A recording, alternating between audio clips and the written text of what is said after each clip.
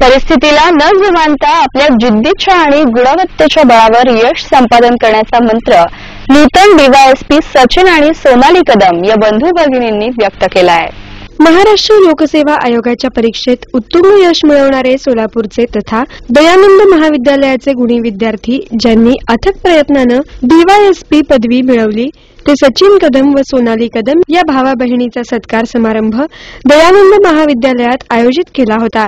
यावेळी व्यासपीठावर प्राचार्य डॉक्टर व्ही.पी. उबाळे, उपप्राचार्य doctor Vishakha Borgaonkar, doctor R P. Mulik तसंच सत्कारमूर्ती कदम बंधू भगिनी उपस्थित होते।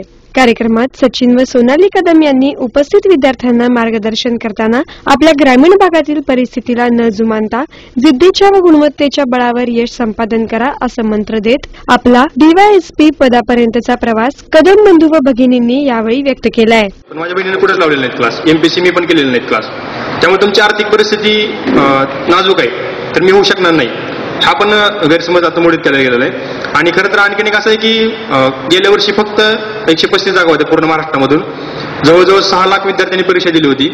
त्या 6 लाख मधून 135 जणांमध्ये आम्हाला दोघांची निवड झाली, त्याच्यामध्ये 27 डिवाइस होते। तर आम्हाला असं म्हणायचं की ह्याच्यातून आम्हाला किती अशक्य सांगायचं नाही, परंतु असं होणार हे आम्हाला आज माहित होतं आधी। आता बऱ्याच जणांना असं वाटतं की बहीण भाऊ कसं काय डिवाइस झाले, एकाच वेळी एका घरात कसं काय झाले, तर जे आम्हाला ओळखतात त्यांना हे काहीच वाटत नाही। माझ्या गावातले असतील, माझे मित्र असतील, कारण त्यांना माहित होतं की त्यांचं सिलेक्शन तर होणारच आहे, फक्त कधी होणार आहे तोच फक्त प्रश्न असेल।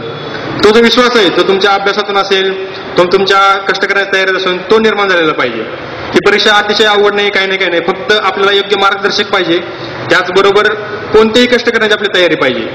मी तुम्हाला सांगितलं याच्यामध्ये कुठलाच अडथळा नाही। पहिली गोष्ट म्हणजे मला आर्थिक परिस्थिती नाही माझी, किंवा मला मार्क कमी आहेत, किंवा माझा आताच बॅकग्राऊंड बघितलं तर मी आता खूप नाजुक्यातून आलेलो आहे, हे कारण तुम्ही देऊन चालत नाही। असे की म्हणजे असं काही नाहीये की बाबा, आणि सर्वसामान्यच होते मी 11वी-12वी मध्ये पण खूप असं चमकदार वगैरे काही नाही, पण ओव्हरऑल ऍव्हरेज ग्राफ होता सगळा। पण की आपल्या मनात जर असेल की माझ्यात करण्याची धमक आहे, इच्छा आहे, तर तुम्ही होऊ शकता, म्हणजे एवढं काही नाही। आणि प्रवास सगळा म्हटलं तर भैया बोलला की तो मी खूप चांगलं सांगेल वगैरे, असं काही नाहीये। माझा सगळा प्रवास तर त्याच्या मार्गदर्शनाखालीच झालेला आहे। म्हणजे 10वी पर्यंत शिक्षण तर आम्ही दोघांचं गावातच झालं, तो मोठा असल्यामुळे त्याच्या मार्गदर्शनाखालीच 10वी पर्यंत पण मी शिकलेले, आणि 11वी-12वीला पण तो दयानंद कॉलेजला आला, म्हणून मी पण म्हटलं मला पण दयानंद कॉलेज घ्यायचंय। खरं तर माझ्या घरचे तयार नव्हते मला सोलापूरला शिकवायला पाठवण्यासाठी, कारण गावातली मी पहिली मुलगी होते जी सायन्सला जाणार होते। पण मी भैयाला सांगितलं की म्हटलं की माही मला सायन्सला जायचंय कसल्याही परिस्थितीत आणि मला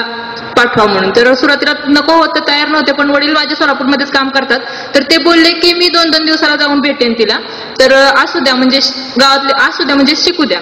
तर मग तत्पूर्वी कार्यक्रमात सचिन व सोनाली कदम यांचा यथोचित सत्कार करण्यात आला। कार्यक्रमाचं सूत्रसंचालन डॉक्टर रवींद्र रणवरे यांनी केलं, तर आभार डॉक्टर आर.एन. मुळीक यांनी मानले। यावेळी विद्यार्थी, प्राध्यापक वर्ग व शिक्षकेतर कर्मचारी उपस्थित होते।